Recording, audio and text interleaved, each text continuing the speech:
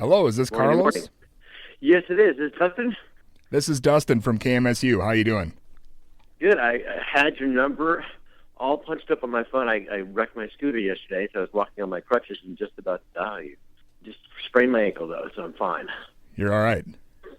Well, I hope that wasn't because of us. It was. I was, clearly focused on this interview and not looking what I was doing, so I'm definitely going to blame you, and there should be a lawsuit pending. Man, well, just a heads up, you probably won't get too much, but we'll do what we can. That's okay. Yeah, anything is good. A box of milk duds will be great. That's my salary, actually. It's funny you say that. Awesome. Well, it's great to have you on the phone here. We have a couple questions for you if you're ready. Sure, absolutely. All right. Well, first of all, I'm here with my co-host, Ton. Hey, Carlos, how you Ton. doing? Hey, man, how are you? Are you in Minnesota? I'm in Minnesota. Dusty is as good. well. It's very nice. Sorry about Percy Harvin. And we hope Christian Ponder can get it done this year, and Adrian Peterson breaks the record. Well, That's my football knowledge of. Sure, yeah. Thanks for your condolences, yeah. Yeah, you're welcome. Well, first of all, before we get to the football stuff, we'll ask you, how you got started in acting and doing the voice acting and that sort of thing. Well, acting came out of my fledgling college career as a recreation administration major. I thought I was going to go into managing health clubs and ski resorts and stuff like that in Sacramento, California at Sac State. And I had a professor who said, you're not really a good student, but you're funny, so why don't you try some comedy and some mime? And doing mime in the student union with college-age kids was just terrifying, and I think it got me crazy enough to get on stage and do stand-up comedy during an amateur contest, and that was way back in 1984 when the world was in black and white, and there was bad haircuts, and got involved in comedy through college, did stand-up all through it. While I was playing soccer and running track, I was I never was the drama guy, and then 87 moved to San Francisco with a buddy of mine, and started doing comedy every night while I was working in 2 different health clubs. 89 started going on the road. I can do this full time. And then 93, I win the San Francisco comedy competition. And just before that, I get Rocko on Rocko's Modern Life. That was my first cartoon. And with those 2 things, I did the Beverly Hillbillies thing. I loaded up the truck and moved to North Hollywood, not Beverly Hills. And I've been in L.A. ever since. And then, lots of voice acting. I did some sketch stuff. And along in December of 2000, Tom Lennon, Ben Garant, and Kerry Kenny had a sketch show that they were going to do for Fox. Just a regular sketch show like Mad TV. And auditioned for that. That didn't work at a table read for Fox. And they said, think of something else. Well, they said, well, let's see. Let's make fun of cops. And went home, and we all thought about characters and came home and started shooting stuff with these crazy, stupid cops. And Fox passed on it, and a year and a half later, Comedy Central picked it up, and away Reno 911 went, and now that's happened, and now I'm doing more voice work and working for Pixar and Disney, and that's the short abridged version, but that's how it all sort of happened. It just sort of kept progressing, Excellent. Yeah, you just answered our next 10 questions, so. Yeah. But, that's where I am today. But that's how I got involved. It's just I had a professor that said, do a comedy competition, or, all right, I'll try it. And, of course, it's addicting, and you want to meet girls. And if, you think you're funny, and you give it a shot, and then that's how they get you. That's how they get you. Some strangers applaud, and you want their approval for the rest of your life. Sure. So it sounds like, you were doing comedy for quite a while until you landed Rocko's Modern Life. Right in that moment, was it just something that just sort of happened, or were you trying to try to find something more steady, or? Not at all. I was just out of the blue. Some friend of mine, Tracy Forrester, was managing me in San Francisco and had a friend who was a professor at San Francisco State and producing a little project called Reno 911. So I didn't have an agent. I made a tape on an old-fashioned tape recorder, a cassette tape of voices. I sent it in, got me an audition, went to a house in San Francisco near Sutra Towers above Coal Valley and above the Haight-Ashbury. And an audition, and right voice, right place, right time. They make this project. It turns into a pilot. The pilot turns into a series, and I remember being on the road in Seattle, Washington, at a club back then called The Last Laugh, and getting the news that the Rocko pilot was going to go to series. And I went, wait a minute, this is a whole different venture than packing my bags and doing stand-up comedy on the road. This is really cool. So that was the first, other than winning the San Francisco Comedy Competition a year later, that was one of the bigger breaks that I got, and just because I knew the right person. And yeah, I also have some talent that helps, but sure. That was really cool. Well, when it comes to Rocko, that show really seemed to kind of push the envelope back then as far as the content goes. Do you remember having any struggles with the network trying to get some of that stuff on air? Oh, absolutely. What happened was that Chris Falusi had sort of built the brand for Nickelodeon with Ren and Stimpy, and so it was a very adult show. And Rocko came off the heels of that, so we were allowed, like the first couple of seasons, to really, spank the monkey, choky chicken. We were able to say hell, stupid, things like that for the first 2 seasons. And then I think once Nickelodeon switched to becoming more marketing-minded and family-friendly, the censors started to come around, and consequently, seasons 3 and 4 were not as on edge. Still adults, albeit not as clever, not as dark.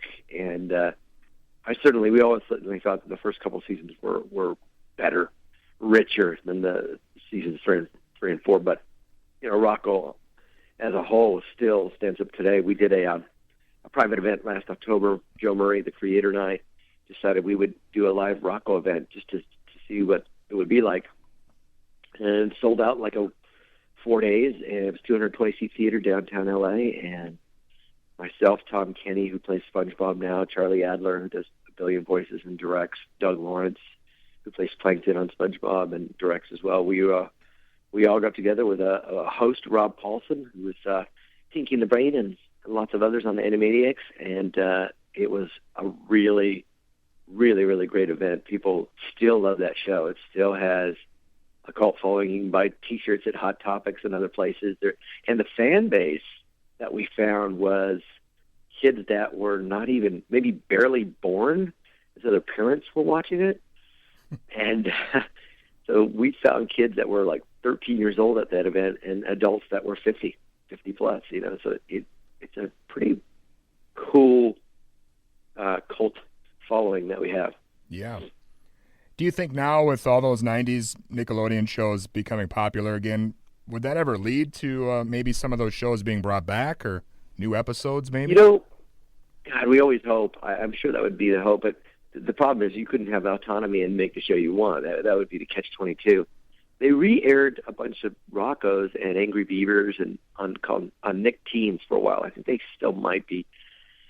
But you'd always hope. You'd always hope somebody like Cartoon Network that does do those type of shows, would say, yeah, you guys do more Rocko. Let's make them. But I think Nickelodeon has ownership, and I think there's legal barriers there. But, God, that would be wonderful. I would love to do that. Yeah. And that's the wonderful thing about cartoons, too, is that the cast can come back, and nobody's aged and looks different. It's right. It's just a voice. It's just Rocko and Effer and Spunky and all those guys again. So, yeah, it's weird. Yeah, you've done a lot of different animated shows and a lot of different voices and stuff over your career. Do you have any kind of favorites, characters that you've provided voices for? Well, yeah, obviously Rocko's one of them. Lazlo was born off Rocko and pretty much in the same octave, but a lot more innocent. He's Scoutmaster Olympus, another Joe Murray cartoon. I'm currently playing Mr. Crocker on Fairly OddParents. Timmy Turner, Timmy's.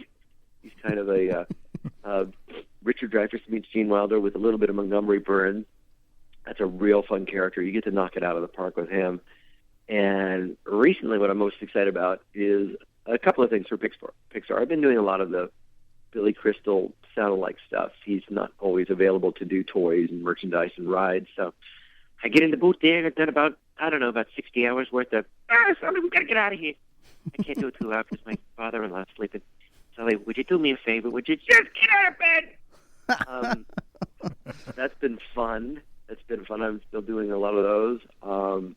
And then also, I'm doing El Chupacabra for a new Pixar series called Planes, and El Chew, as they call him, is one of their breakout characters. And the movie is going to have a small theatrical release in August. I think August 9th it airs for the public. And Dane Cook is now playing Dusty, the lead, and there's another guy, Roger Craig Smith, who's a great voice actor that's playing Rip Slinger, the villain plane in this race around the world. But I play El Chupacabra, and that's really been fun. And it's Pixar.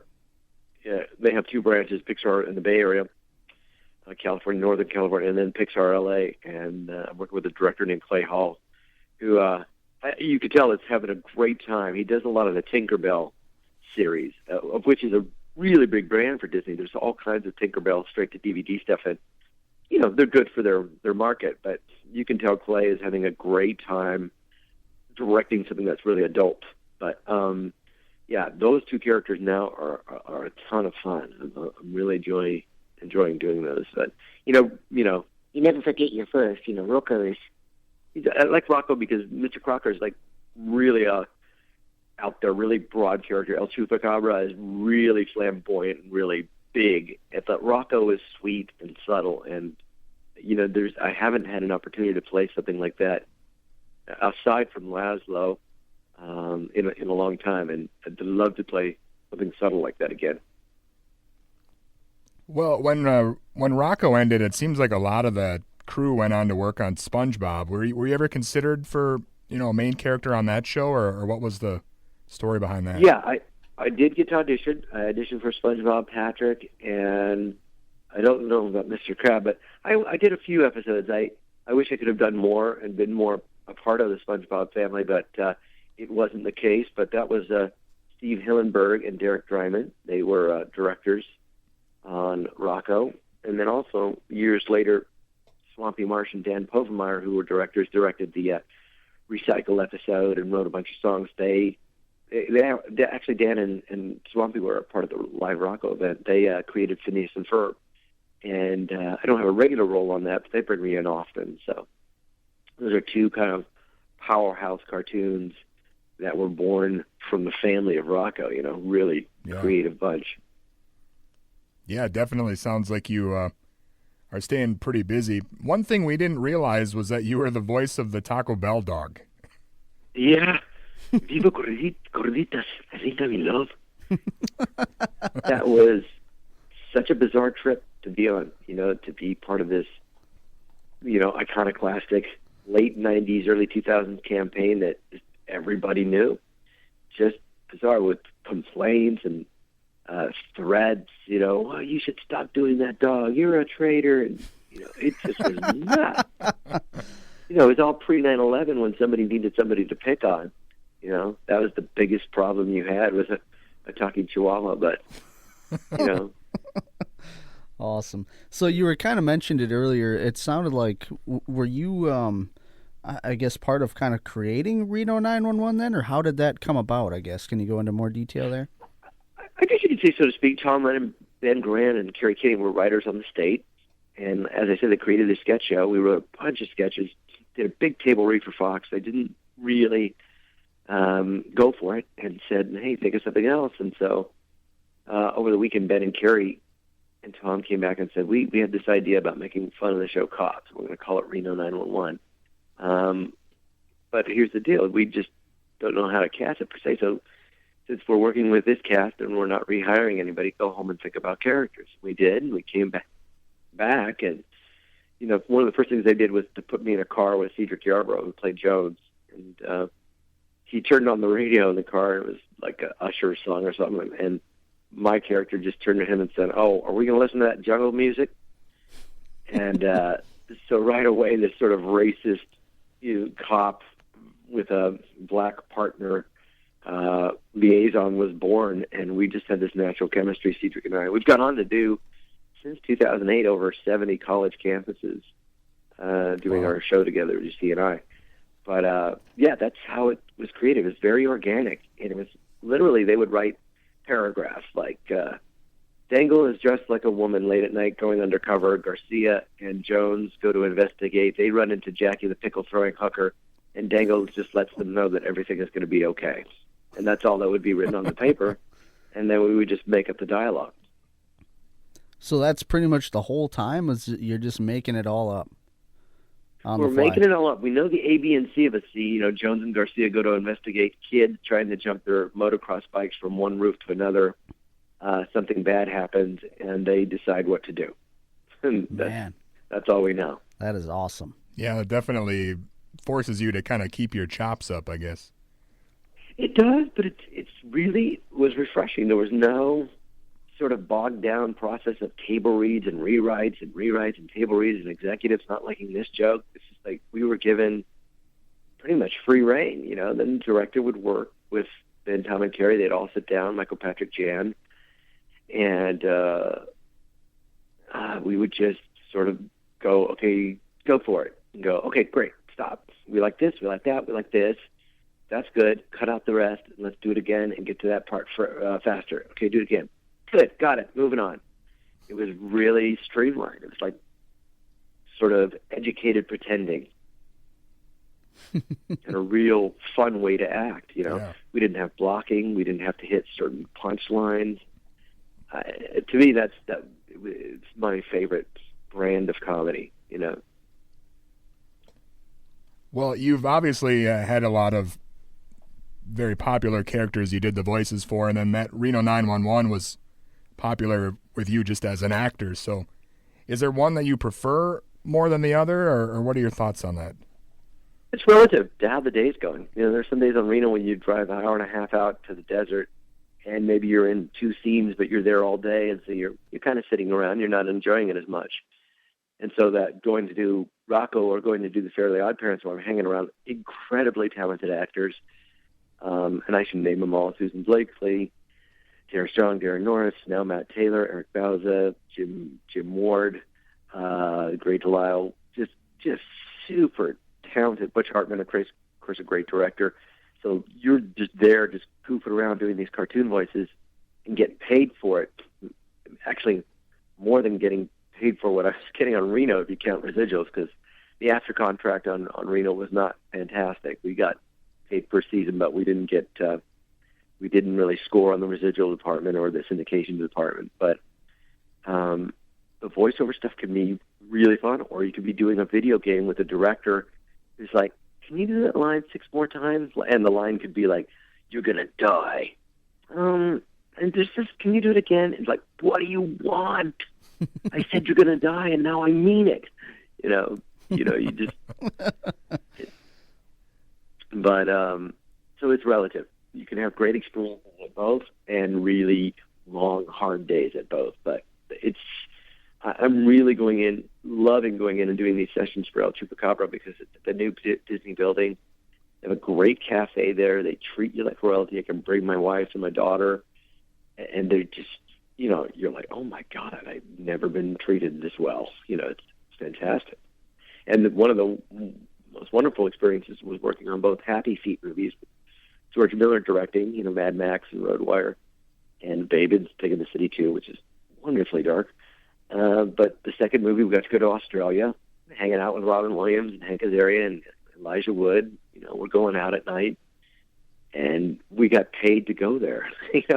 They flew us business class, put us up at a 5-star hotel, and it was fantastic. Yeah, it sounds like you're definitely still busy after, however many years you've been in the business here. Is there anything else you want to mention that you have coming up, or any projects besides what you mentioned? Well, as nature is calling, and I can only call you back, I'm working if you're in 12 southeastern states and you happen to know about direct auto insurance, I play this character called JJ Hightail. He's a race car driver that didn't do so well in NASCAR. I said, well, in racing, the joke is that I got kicked out of racing because they caught me using a GPS. So JJ's a fun, lovable character with a big old mustache. Basically, if you think of Garcia's happier, stupider brother, JJ's a real fun character to play. So I'm doing that. The Pixar movie comes out August 9th. So look for me as El Chupacabra on that. Keep watching new episodes of Fairly OddParents. Let's see. I'm playing Raphael in the new interactive Teenage Mutant Ninja Turtles video game. They have a new cartoon, but the video game is going to make them a little bit older and a little bit more rougher. I'm doing that. Hoping to do some cons, like Comic-Cons across the country. And that's about it. That's about it for now. I'm sure I'll think of something and fill you in. Excellent. Well, again, we are huge fans, and we're glad to have you on today. Well, thanks so much, Dustin and Tom. I'll do a little drop if you're listening to radio anywhere. Always listen to Dustin and Tom. It's a free drop. You just cut that out, and now you've got it. That's awesome. Well, thank you for having me on. I appreciate it. Thanks, man. It's been really awesome having you. Truly am a fan. I watch Reno 911 all the time, actually. Still on Netflix. Well, thank you. Thanks for being patient, too. I know it took a long time to get back to you guys, so if I ever make it Minnesota way, I'll definitely give you guys a call. Awesome. Sounds great, excellent. man. Thanks so much. Oh, you're welcome. All right. Bye-bye. Bye-bye.